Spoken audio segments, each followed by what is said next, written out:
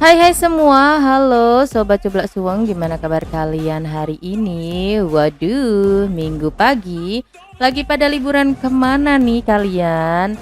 Jangan lupa ya, sesibuk apapun kalian, sempatkan waktu untuk selalu scroll HP-nya dan kunjungi channel Cublak Suweng, karena akan ada banyak kabar berita terbaru pastinya spesial hanya untuk Anda. Jadi, bila kalian baru menemukan channel ini, silahkan klik loncengnya untuk subscribe. Subscribe dulu yuk, jangan lupa ding subscribe dulu, agar kalian tidak ketinggalan informasi terbaru dari kami pastinya. Oke, kali ini Cublak Suweng punya kabar terbaru ini ya dari Koalisi Perubahan.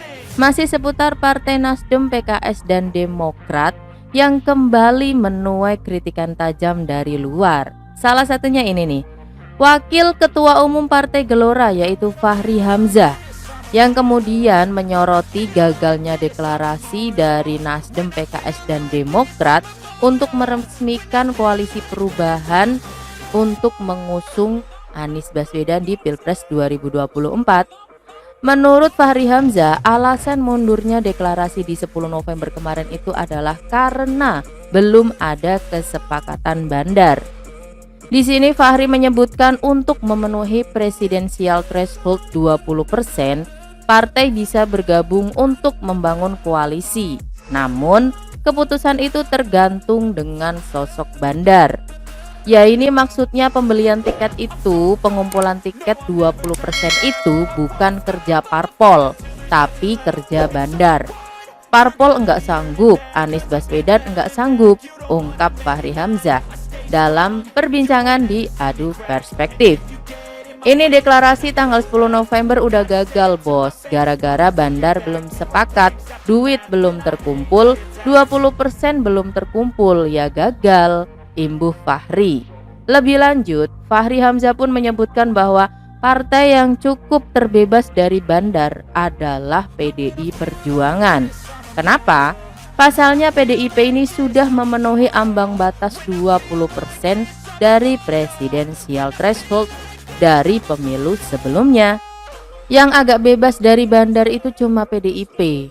Cuma PDIP enggak punya calon sendiri, enggak populer. Calonnya enggak dikehendaki, itu kan dilema, kelakar Fachri. Makanya aturlah semua partai boleh mengusung calonnya sendiri, imbuhnya. Jadi gimana menurut kalian? Setuju nggak dengan pendapat Fachri ini terkait bandar parpol dan terkait dengan yang agak bebas dari bandar itu PDIP? Silahkan tulis di kolom komentar ya. Karena di sini politikus PDIP juga ikut bicara ini ya, yaitu Bang Ruhut Sitompul yang membenarkan apa yang dikatakan oleh Fachri Hamzah.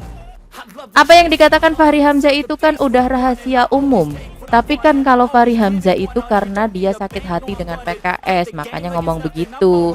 Kalau saya kan ngomong objektif, saya rasionalnya, dan itu memang betul, kata Ruhut pada Sabtu 12 November 2022. Selain itu, Ruhut pun menduga gagalnya deklarasi koalisi perubahan itu karena tidak ketemunya kesepakatan di antara partai-partai calon mitra koalisi.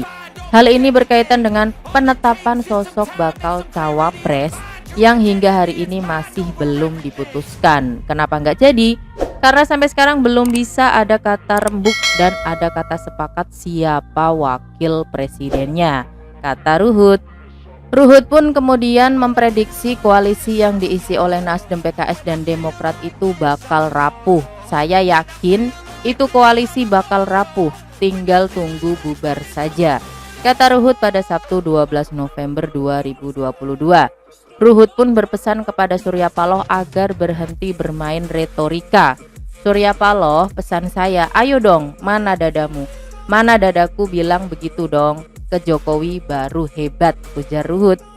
Dan tidak memerlukan waktu lama, akhirnya Ketua Umum Partai Nasdem Surya Paloh pun bereaksi ya, dan langsung menanggapi terkait isu yang dilemparkan Fachri Hamzah masalah bandar parpol yang membuat deklarasi koalisi perubahan ini menjadi batal 10 November kemarin.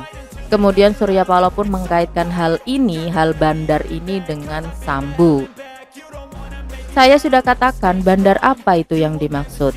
Yang sudah jelas kan memang Sambo sudah ditangkap, ujar Paloh. Dan di sini Surya Paloh pun mengatakan dan meminta agar isu bandar ini dibuka sejelas-jelasnya. Surya Paloh menegaskan pihaknya ini tidak ingin terkejut. Saya katakan, saya amat sangat terbuka siapa saja yang mau danain ini. Coba kasih tahu, sebut yang jelas, ujar Paloh. Yang kita nggak mau bandar juga tiba-tiba terkejut kita, imbuh Surya Paloh. Nah di sini Surya Paloh mengatakan biar jelas, ngomong to the point gitu pinginnya Surya Paloh, jangan diibaratkan bandar-bandar dan kita nggak tahu itu yang dimaksud bandar siapa gitu ya. Nggak cuman Surya Paloh ya, di sini ternyata Waketum Partai Nasdem yaitu Ahmad Ali juga ikut berkomentar terkait adanya bandar parpol yang dikatakan oleh Fahri Hamzah. Di sini Ahmad Ali mengatakan partainya itu tidak memiliki tradisi bandar. Itu mungkin tradisi Fahri Hamzah kali ya. Tapi kalau di Nasdem sih nggak seperti itu. PKS nggak seperti itu, Demokrat pun nggak seperti itu. Mungkin di partai dia kali seperti itu, ujar Ahmad Ali. Dia juga membantah ya adanya bandar-bandar di dalam badan Partai Nasdem, dan menurut Ahmad Ali mengusung Anies Baswedan adalah cerminan keinginan dan harapan rakyat. Jadi kita tuh tidak main-main lah, kita mencoba untuk melepas koalisi kebiasaan-kebiasaan lama dalam berpolitik. Politik itu seakan-akan milik orang yang berduit, politik itu seakan-akan hanya milik kader partai. Gak ada lah yang kayak gitu ya. Politik itu tuh milik anak bangsa. Biarlah kemudian proses politik ini kita jalanin dengan riang gembira tanpa adanya intrik, kata Ali. Jadi di sini Ali menegaskan bahwa politik itu punya anak bangsa ya, nggak ada yang berduit kayak gitu dan nggak ada kata bandar di dalam koalisi perubahan. Di sini pun Ahmad Ali menyarankan setiap partai mengomentari kebijakannya masing-masing dan jangan mencampuri urusan orang lain. Kalau bicara tentang partai orang, kita juga itulah cerminan dari partai tersebut, kata Ahmad Ali. Sepertinya belum Pilpres 2024 tapi suasana sudah semakin memanas ya. Ada lagi presidensial threshold, kemudian ada bandar-bandar parpol. Itu maksudnya gimana sih? Kalian sebenarnya tahu nggak sih tentang aturan presidensial threshold? Nah, di sini merangkum dari berbagai sumber ya. Coba Suang sedikit jelaskan tentang presidensial threshold, di mana secara garis besar presidensial threshold adalah ambang batas kepemilikan kursi di DPR agar bisa mengusulkan calon presiden dan wakil presiden. Presentase minimal dari kepemilikan kursi ini bisa berupa suara dari partai politik atau gabungan parpol yang dijadikan syarat untuk mengajukan capres dan cawapres yang diterapkan di Republik Indonesia sejak tahun 2004. Seiring berjalannya waktu, aturan tentang presidensial threshold mengalami perubahan sesuai dengan undang-undang yang mendasari setiap pemilu. Aturan umumnya adalah partai yang mengusulkan merupakan peserta pemilu yang mendapat suara dalam pemilu serta memiliki kursi di DPR.